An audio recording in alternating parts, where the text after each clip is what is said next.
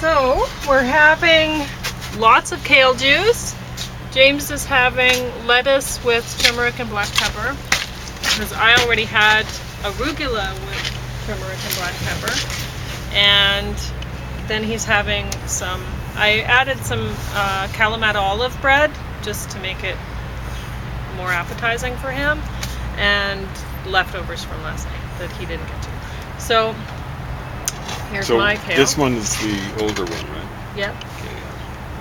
Okay. It took me a while to get the kale juice ready. I know, it took a long time.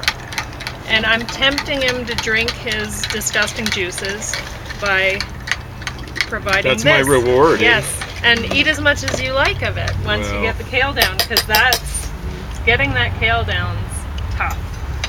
Yeah. So here we go. A lot of water for this one.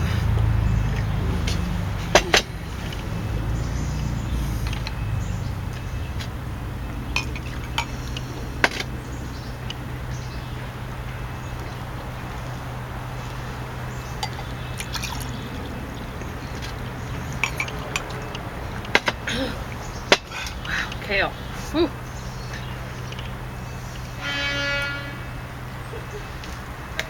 Okay.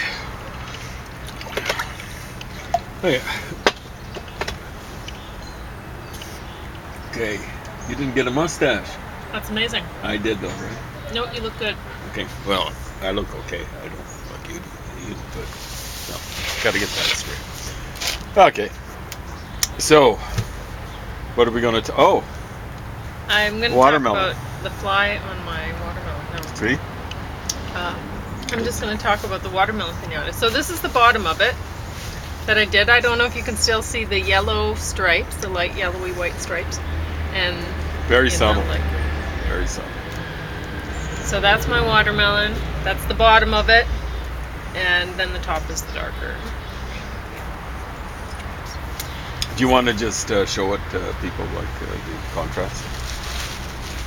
And I put just a few models of the light green just to blend it in, and then the top is just completely dark green. So can you turn that so people can see that? I know it's heavy, but there you go. That's not too bad. Yeah. And then this side's a little bit squished because I had it sitting on this. But all I have to do is just go fluff it up.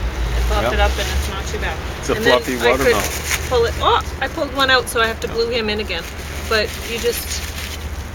And that's a good thing to do every once in a while, because then you get the loose ones. There you go. Because you know it's going to fall apart more easily once you give it to your loved ones. So there we go. I'll have to glue those suckers back in. But see, you just fluff it and it comes right back up. Yeah. So, like I said though, when I was little, I was very, very picky about how it turned out. And this wouldn't have been good enough for me when I was 10 years old. So I had to hang them up to decorate them, because they had to be perfect. But now, I don't care that much. They don't have to be perfect. So I just fluff it up, and that's good enough. Yeah. Good enough. That color is pretty close to the... You like that? Original. It's very good. Anyway. You know, I can't say it looks good enough to eat for me, but that fly, it was food, perhaps. Perhaps. I don't think so. See, the flies, they love the paper mache glue. Oh yeah, they've been. There's a little bit of on the deck there. And what I found is, like, we have chihuahuas now, and they're pretty good mousers. But there are rooms that I don't want the chihuahuas in, and I close them off. And so last winter, some mice got into my seed stores because I had the seeds in rooms where the chihuahuas couldn't get. And oh, how depressing. Mm-hmm. But the mice do not destroy the tomato seeds or pepper seeds. What they love to eat, I found, are the squash seeds. They will just destroy them. You will have millions of seeds to begin with, nothing left but the shells, the husks. So frustrating. Chihuahuas are good for keeping the mice down. The mice won't go through the dried beans either. They won't eat them.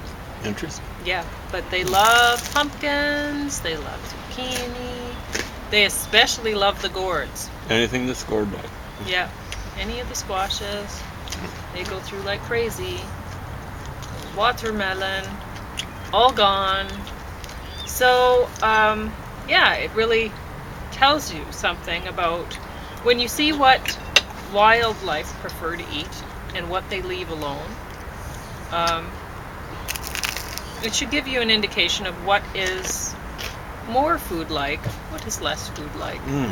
And anyway, so one thing I noticed though about the mouse in my house and eating the stores of seeds is they did not go after. I had all sorts of things also kept away from the Chihuahuas. So like pasta, dried pasta. They didn't go into that. They didn't go into anything, any of the boxed foods, like even granola or oats. They didn't even go into the oats. Oh, this is after the boxes were open, right? Stuff like that. No, but they could chew through that if they want to. Or pasta bags, they could chew through that very easily. Yeah. But they didn't. They went after the squash seeds. That's what they ate. So, and melon seeds. They preferred that. So it's interesting. Whew. But, oh, and I also wanted to mention, they don't go after the candy. So, if you have, if you're filling your piñata, you will notice that one year, like this was many years ago, I had a mouse in my house, and that was at the time when I had Copper, who was not a mouser at all. Copper, He was a lounger, yes. and boy did he was do a a job. basset hound. A lounger and a old cuddler. Basset hound. Just thinking about how he cuddled. I know, it relaxes. Want to, sleep. He was such a good cuddler. He was awesome. Maybe Yep. the best. The flies, they would annoy him, but he put up with it. He'd have fly sitting right on his head or sitting on his haunch, and he'd just, whatever, Licking away at the corners of his eyes. Yeah, exactly. He'd barely have the energy to play. Yeah. But he just, whatever. Mhm. That was his whole attitude to life is, And so he'd just lounge there. He was very relaxing to be around. But the Chihuahuas, they can't stand it. There's a fly in the house, they're running and jumping and getting up on top of shelves to try to leap to catch a fly. Jumping and snapping. They're trying to they snap. can't stand trap. them. No. And they can't stand the mice. They are mousers. Well, But good thing about the flies, were you going to mention about what happens with the flies? What? They eventually do get the flies. Oh yeah. Because what happens is it's survival of the fittest. The flies that don't like settling down low, they survive way up high. Yeah, the ones that So stay if up you have away trouble from with us. flies, then you can put up with the Chihuahua. Yeah. Sometimes Chihuahuas might be worse than the flies, especially if there's more than one. Yeah. But get one Chihuahua, and the flies that survive won't settle on you. So you'll hear this buzzing sound. It's annoying, but it's not like having a fly settle on you. Yeah. And you twitch, and then it settles on you again, and you twitch, and it settles on you again. It's just like those torture. ones go. Yeah, you're right. The population of the flies that end up in the house, they're not so annoying. Believe me, it takes a lot of time for the Chihuahua to catch a fly, but eventually you see, they go snap, snap, snap, and then they go snap. Okay. Yeah.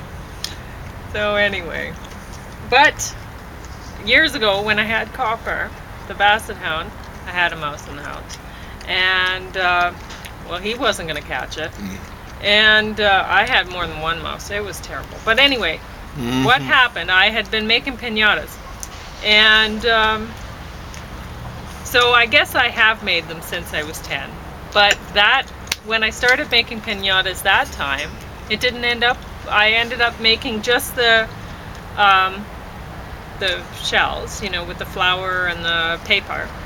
And then mouse got into pinata. Did not eat pinata candy that was ready to go into pinata, but there were chew holes all through my pinata, and I had to throw out. I just had a little fun. I was practicing, it says. No, so I guess he liked the flour that I was using that time. There we go. But he did not eat candy, so. Well, there you go. Didn't eat candy.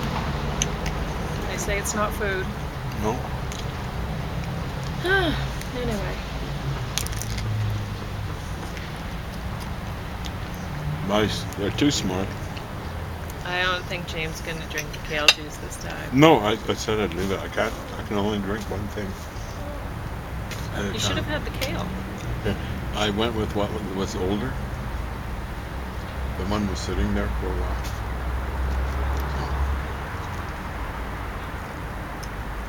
I'll drink that later, like before I go to school.